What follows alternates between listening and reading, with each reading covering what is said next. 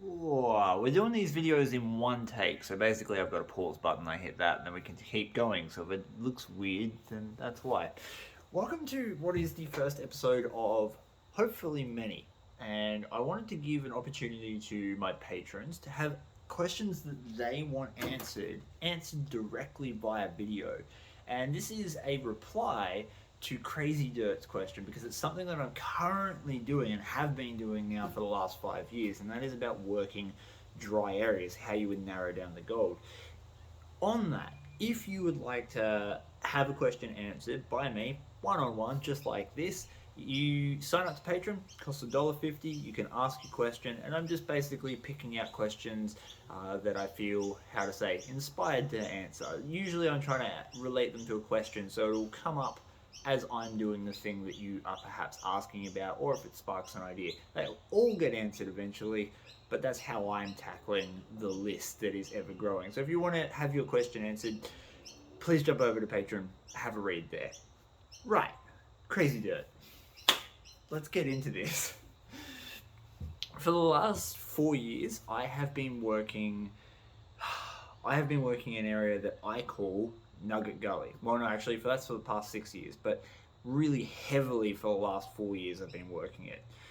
Now, when I first found that place about 5 years ago, 6 years ago, I was confused. There were abundant workings in very specific areas, so like really heavy, intense industrial level work, but not along the whole length of the creek. When I started exploring the entire area, so we're talking about many square kilometers of goldfields here, and when I started exploring the area, it was a very consistent result right across the whole area. Very heavy workings in very specific locations. Eventually, I learned that some of these were hard rock mines, and occasionally you would find an alluvial field where they were using ground sluices or some similar technology. And it became apparent why this was very quickly is that there's just no water. There's no water there that stands for any length of time. During heavy rainstorms, during heavy winters, you would end up with situations where you might have a puddle, you could run a rocker box. We've had a few really big storms where we've had running water and we've been able to set up a high banker as well as setting up small river sluices, but that's the exception, not the rule. So the question that Crazy Dirt asked was, how would you go about narrowing down where the gold is? And my answer is confusing. To do that, I'm actually going to show you some gold over here. Let me hit that pause button. This gold right here is the culmination of many years worth of work. And it doesn't look like much now, but give me 12 months and this is going to be a pan full of pickers and flour gold, I can guarantee it. That gold there came out of a dry washer, but specifically this dry washer was processing mine tailings, the waste rock that the mine had thrown away. And obviously when you're working a hard rock area, you can't guarantee that you're only picking out the ore. There's heaps and heaps and heaps and heaps of little veins that cut across your main workings, and that's why this is such reefy gold. Now, I went back up there today and I drove 1 hour in one direction, 1 hour in the opposite direction, and spent 2 hours hiking just to get this tiny amount of gold after processing. Now, this is a beautiful little specimen that came out. Hopefully you can see that gold sitting there in the ironstone. Now, why this and this is so significant is it's the end product of how we found gold up in those areas. You see, as I put you back in the tripod so I can sit down. Yeah, there we go, something like that. So professional, these videos. Ooh, I'm calling that good. You see, the thing is, it takes dedicated effort to figure out where the gold is in a dry, arid area. The first method you can use is loaming. That's almost what I did today.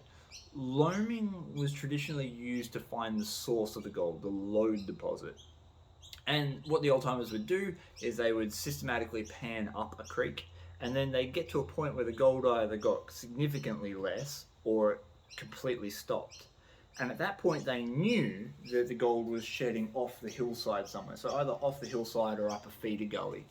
And then they would go back downstream until they'd pick the gold up again, and then they would follow that up, and they'd keep doing that method. They'd follow the gold. Every time the gold got weaker, they would go in the other direction, and you would eventually come across a lode deposit. Now, the way they did this was they'd have a big sock, and what you could do is take a parcel of dirt and put that dirt in the sock and then twist it, and then you would have a separate compartment for the next sample of dirt. So you'd have like a row of sausages, but it was dirt.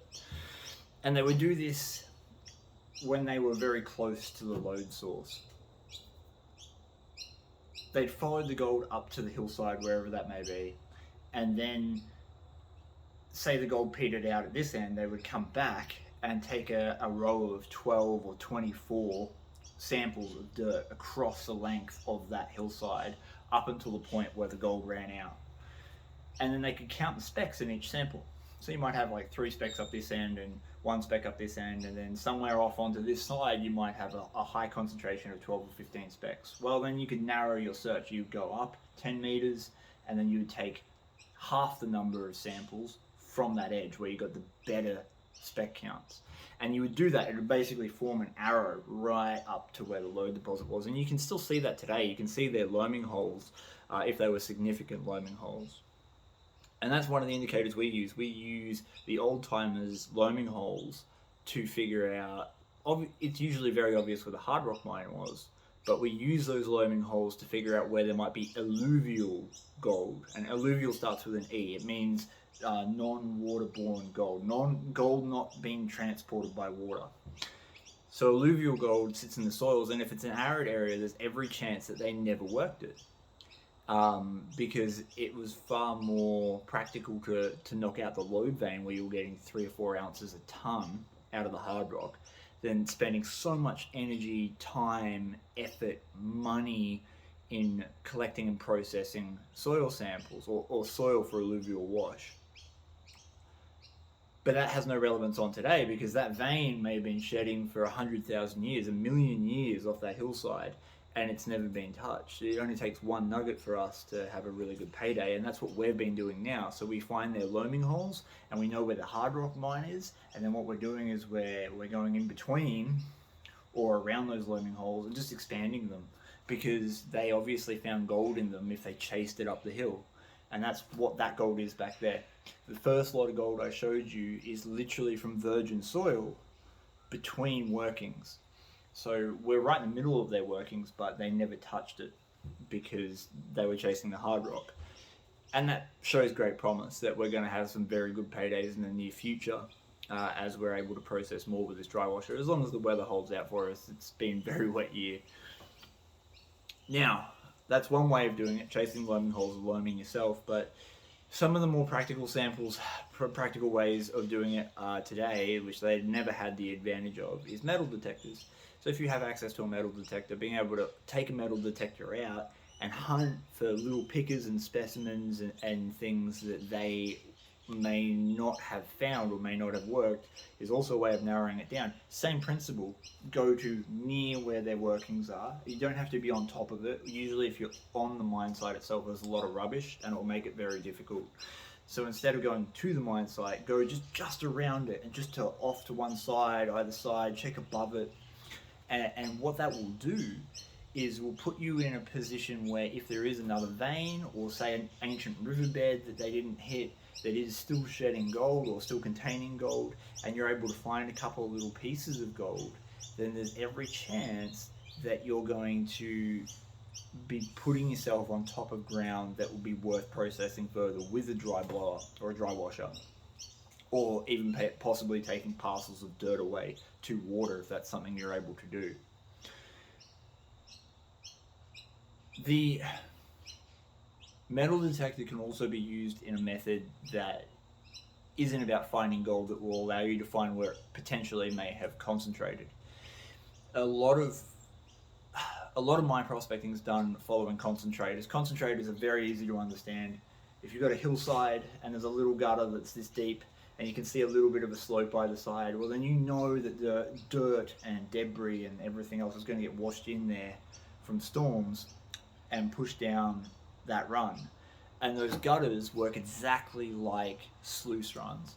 Gold tends to drop out the first opportunity it has, so we find those concentrators, we go to the very first flat spot we can find, and we take samples either off the bedrock or off clay. Just above clay or right on bedrock, whichever comes first. And that way, those concentrators, just by looking at them in a known gold-bearing area, there's every chance that you might stumble across a little bit of gold that's been washed into that gutter. But if you're using a metal detector, there are also fantastic things to check for other metal objects like bullets, nails, and bits of debris, because those bits of debris are they're going to behave the same as gold. So if you're on a mine site where there is a lot of trash and you've got this one area that creates a nice line of debris, then you know that heavy things are getting washed into there, and there's every possibility there could be some gold mixed in with it. Unfortunately, there really is no simple way of doing it.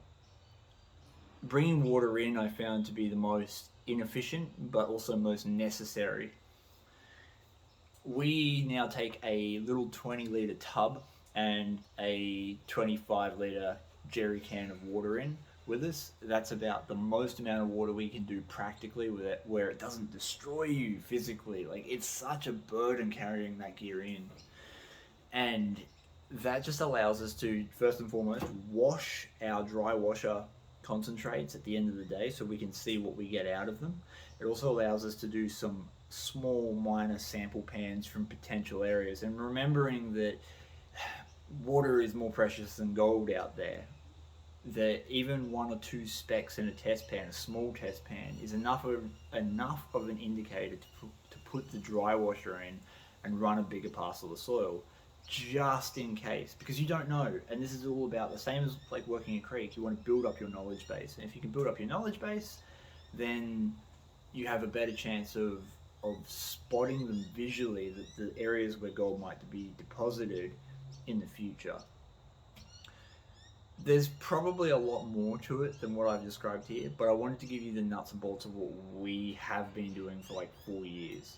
And it's literally just about systematically sampling. It takes a long time because it's so inefficient to wash and calculate those samples. Keeping a record of where you found what in a book or on a map is imperative. It helps you remember stuff that, especially as the years go by, remember stuff that becomes significant later on.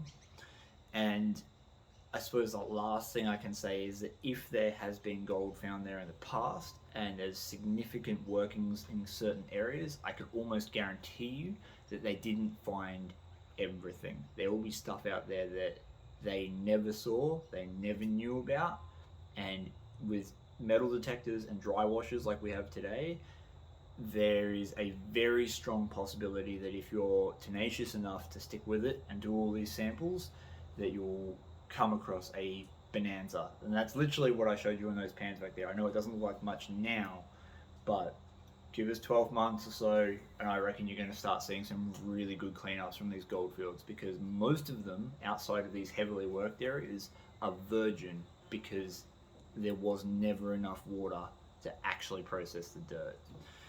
I hope that's answered your question. If you would like your question answered, jump over to Patreon. And until next episode, I guess I'll hit that stop button. Bye guys.